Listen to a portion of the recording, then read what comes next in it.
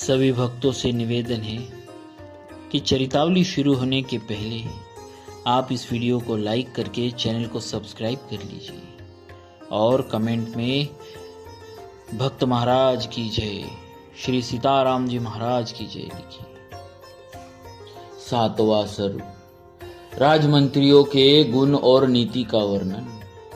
इक्ष्वाकु वंशी वीर महामना महाराज दशरथ की मंत्री जनोचित गुणों से संपन्न 8 मंत्री थे, जो मंत्र के तत्व को जानने वाले और बाहरी चेष्टा देखकर ही मन के भाव को समझ लेने वाले थे। वे सदा ही राजा के प्रिय एवं हित में लगे रहते थे, इसीलिए उनका यश बहुत फैला हुआ था। वे सभी शुद्ध आचार विचार से युक्त थे और राजकीय कार्यों में निरंतर संलग्न रहते थे। उनके नाम इस प्रकार है: धृष्टि, जयंत, विजय, सुराष्ट्र, राष्ट्रवर्धन, अकोप, धर्मपाल और 8वें सुमंत्र, जो अर्थशास्त्र के ज्ञाता थे। ऋषियों में श्रेष्ठतम वशिष्ठ और वामदेव, ये 2 महर्षि राजा के माननीय ऋत्विज पुरोहित थे। इनके सिवा सुयज्ञ, जाबाली, काश्यप, गौतम, दीर्घायु, मार्कंडेय और विप्रवर कात्यायन भी महाराज के मंत्री थे। इन ब्रह्मर्षियों के साथ राजा के पूर्व परंपरागत ऋत्विज भी सदा मंत्री का कार्य करते थे। वे सब के सब विद्वान होने के कारण विनयशील, सलज्ज, कार्यकुशल, जितेंद्रिय, श्री संपन्न, महात्मा, शस्त्र विद्या के ज्ञाता, सुदृढ़ पराक्रमी, यशस्वी, समस्त राज कार्यों में सावधान, राजा की आज्ञा के अनुसार कार्य करने वाले, तेजस्वी, क्षमाशील, कीर्तिमान तथा मुस्कुराकर बात करने वाले थे। वे कभी काम, क्रोध या स्वार्थ के वशीभूत होकर झूठ नहीं बोलते थे।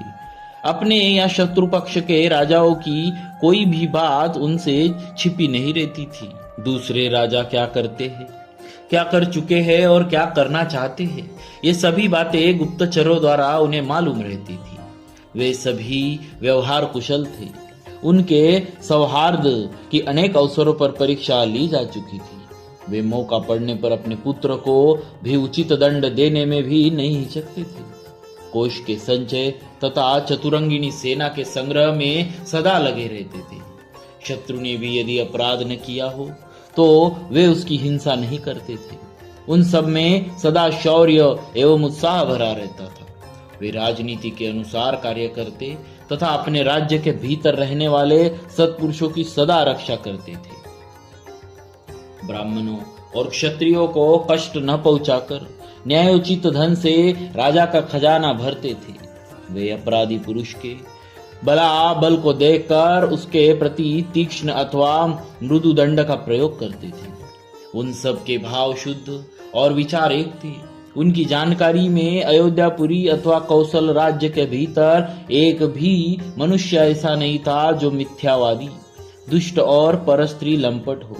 संपूर्ण राष्ट्र और नगर में पूर्ण शांति छाई रहती थी। उन मंत्रियों के वस्त्र और वेश स्वच्छ एवं सुंदर होते थे। वे उत्तम व्रत का पालन करने वाले तथा राजा के हितैषी थे। नीति रूपी नेत्रों से देखते हुए सदा सजग रहते थे। अपने गुणों के कारण वे सभी मंत्री गुरुतुल्य, समादरणीय, राजा के अनुग्रह पात्र थे।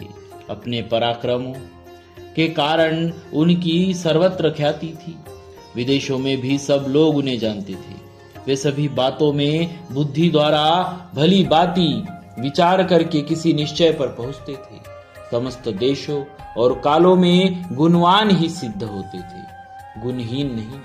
संधि और विग्रह के उपयोग और अवसर का उन्हें अच्छी तरह ज्ञान था। वे स्वभाव से ही संपत्तिशाली, दैवी संपत्ति से युक्त थे। उनमें राजकीय मंत्रणा के गुप्त रखने की पूर्ण शक्ति थी। वे सूक्ष्म विषय का विचार करने में कुशल थे।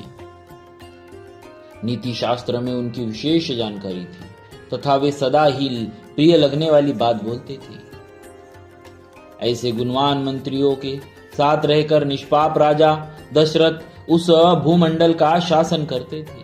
वे गुप्तचरों के द्वारा अपने और शत्रु राज्य के वृत्तांतों पर दृष्टि रखते थे, प्रजा का धर्म पूर्वक पालन करते थे तथा प्रजा पालन करते हुए अधर्म से दूर ही रहते थे। उनकी तीनों लोकों में प्रसिद्धि थी। वे उदार और सत्य प्रतिज्ञ थे। पुरुष सिंह राजा दशरथ अयोध्या में ही रहकर इस पृथ्वी का शासन करते थे। उन्हें कभी अपने से बड़ा अथवा अपने समान भी कोई शत्रु नहीं मिला। उनके मित्रों की संख्या बहुत अधिक थी। सभी सामंत उनके चरणों में मस्तक झुकाते थे। उनके प्रताप से राज्य के सारे कंटक, शत्रु एवं चोर आदि नष्ट हो गए थे। जैसे देवराज इंद्र स्वर्ग में रहकर तीनों लोकों का पालन करते हैं, उसी प्रकार राजा दशरथ अयोध्या में रहकर संपूर्ण जगत का शासन करते हैं। उनके मंत्री मंत्रणा को गुप्त रखने तथा राज्य के हित साधन में संलग्न रहते थे। वे राजा के प्रति अनुरक्त, कार्यकुशल और शक्तिशाली थे। जैसे सूर्य अपनी तेजों में किरणों के साथ उदित होकर प्रकाशित होते हैं, उसी प्रकार राजा दशरथ उन तेजस्वी मंत्रियों से घिरे रहकर बड़ी शोभा पाते थे। इस प्रकार श्री वाल्मीकि निर्मित आर्ष रामायण आदि काव्य के बालकांड में 7वां सर्ग पूरा हुआ। बोलिए श्री सीताराम जी महाराज की जय। भक्तवत्सल भगवान